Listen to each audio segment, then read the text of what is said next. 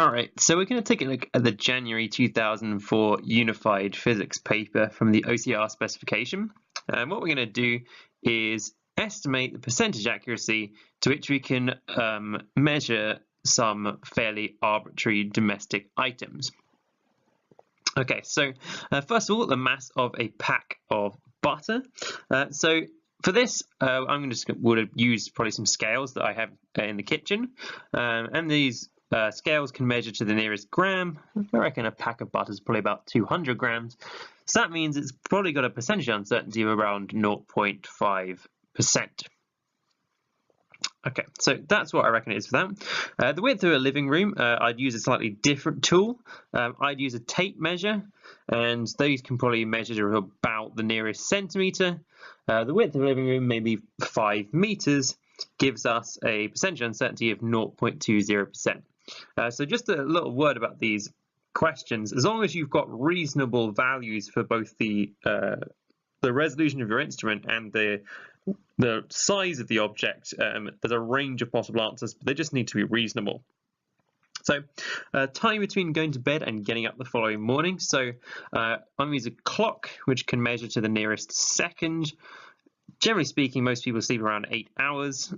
So I'm going to convert that into seconds so I can get the percentage uncertainty, and we can get a very low one. Okay. So then the angle between magnetic north and northeast. So you're going to use a compass as a way of measuring an angle. That probably has a resolution of about 1 degree. The angle between north and northeast is 45 degrees. So that would give us a percentage uncertainty of 2.2%.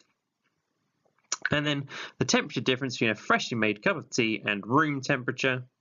We're going to use a thermometer to do that. Most people have one around their house somewhere. They usually have a resolution about 1 degree. I think when you boil a kettle, but then you actually make a cup of tea, maybe it's going to be about 80 degrees. Room temperature is about 20. So the temperature difference will be about 60 degrees. And that gives us a percentage uncertainty of 1.7%.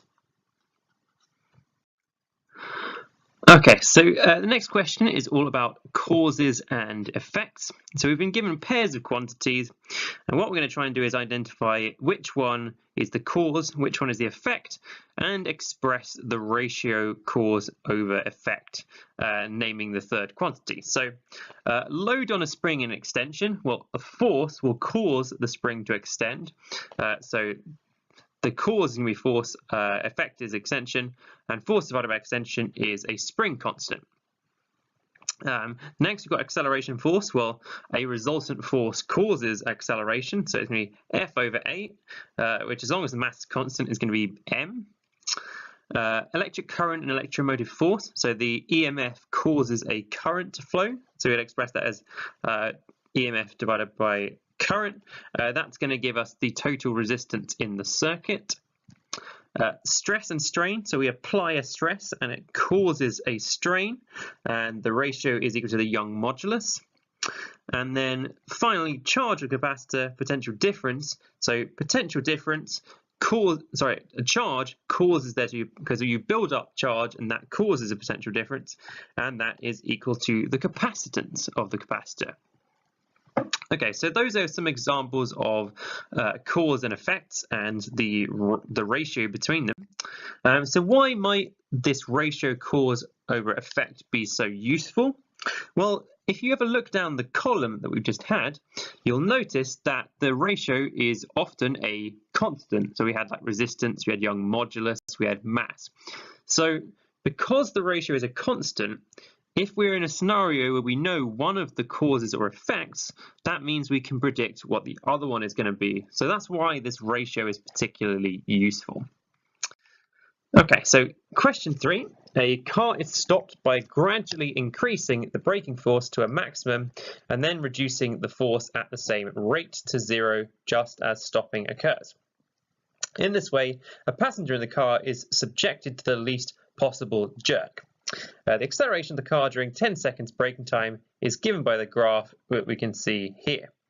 So first question, why is the acceleration shown as negative? Well, it's acting in the opposite direction to the velocity, so it's making the velocity decrease. Okay, so sketch on the axis of the graph to show how the velocity of the car will change during 10 seconds braking time, starting with a velocity of 10 meters per second. 20 meters per second even. So we've got to start at 20, and initially the acceleration is small, so we're going to have a small negative gradient, but then the acceleration reaches a maximum negative number, so we reach a maximum negative gradient. Then acceleration becomes a smaller negative number, so the gradient becomes smaller negative number as well, and we end up at 10 seconds reaching our velocity of 0 because it said it stops.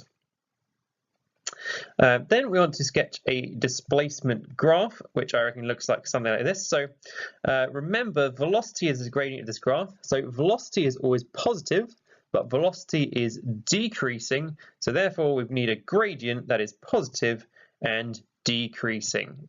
So it should look like this. Okay, so what feature of velocity time graph gives the displacement? It's the area under the graph, and you'll see I already did question 2 as part of the graph sketching anyway. So next it wants us to estimate, showing your reasoning, the total stopping distance. So if you look at the graph, the average velocity would be about 10 meters per second. So the maximum is 20, ends at 0, so roughly speaking the average is 10. So we're doing an average of 10 meters per second for 10 seconds gives us a distance of 100 meters. Suggest why this method of stopping involves less jerk for the passenger than a more usual method where the braking force is kept constant during the deceleration. When do jerks occur for a constant braking force?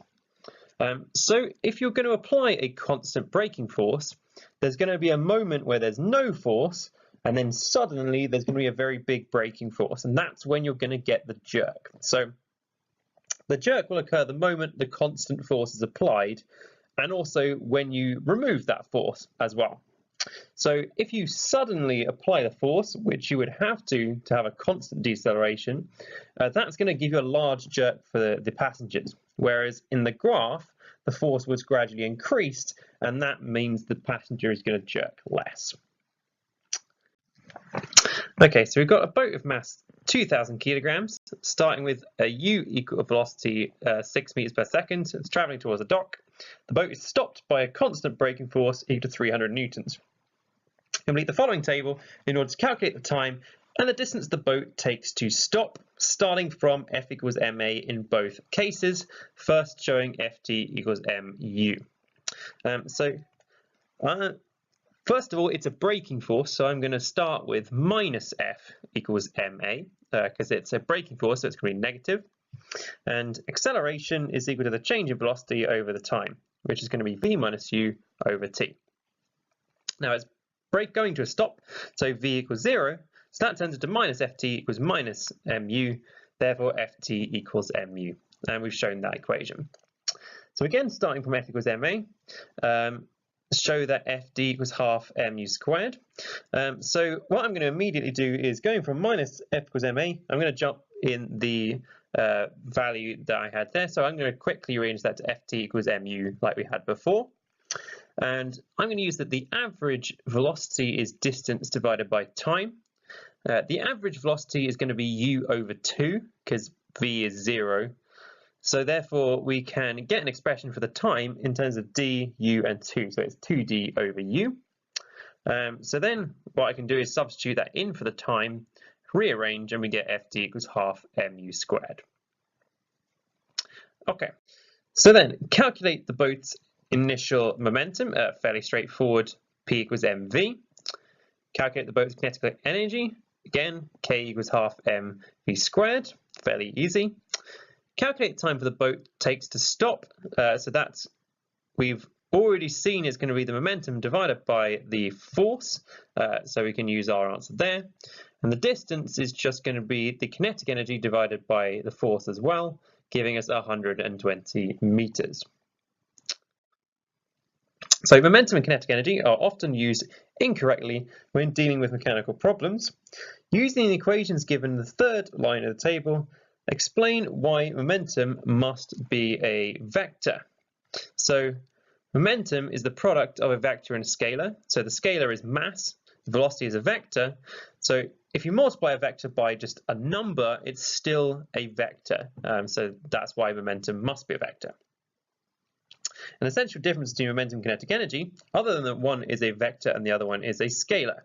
So the difference I've come up with is momentum is a relationship between force and time, whereas kinetic energy is the relationship between force and distance. So momentum essentially depends on the impulse, which is used in force and time. Kinetic energy depends on work done, which is the relationship between force and distance. So why, when two bodies collide inelastically, conservation of momentum must still apply, even though kinetic energy is reduced? So first of all, I'm going to use Newton's law of motion. It states that when two objects interact and exert forces, they exert equal forces of the same type in opposite directions on each other. And the next thing is when two objects collide, the collision time must be the same. And because the magnitude of the force must be the same, that means that the momentum change must be equal but opposite. So when you add together momentum changes, it's zero, and therefore momentum must be conserved. Okay, so moving on to energy transformations.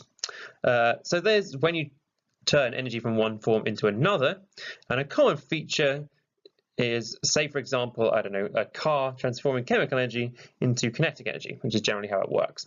Complete the table to show different devices in the energy transformations. So a microphone, you essentially put sound energy in, and it turns it into electrical energy, turns it into an electric signal. Something that outputs gravitational potential energy, I've gone with a lift, which turns kinetic energy into a gravitational potential energy. Something that starts with electrical and produces something else. So I went with a loudspeaker, which does the reverse of a microphone. It turns electrical signals into sound energy. And something that produces heat, I went with an electric cooker, turns electrical energy into heat energy. Okay, so I actually started from the end. So an example of an energy transfer, which is almost 100% efficient. So anything that's transferring electrical energy to thermal energy is going to be very close, if not 100%, because you should know that thermal energy represents the form that energy is usually wasted in. So something where that's useful is going to be the most efficient kind of process. And using electric energy to power a motor is also a very efficient process. You get very small wastage from that. In terms of some examples of very inefficient energy transfers, anything where you input thermal energy to try and generate something else, so maybe kinetic energy or electrical energy, is going to be very, very inefficient, as would be sound energy to generate electrical energy using a microphone. Again, tons of wasted energy as part of that process. So the common theme between the efficient ones is we're using low entropy forms of energy to transfer to high entropy. So electricity is very organized, very controllable. So we would describe that as being low entropy, or we don't have to talk about entropy, we can like a very organized type energy, whereas thermal energy, sound energy are examples of very high entropy types of energy. So then they represent the types of energy which are often wasted. Those are not going to be efficient processes. Okay, so that concludes this paper for the Unified.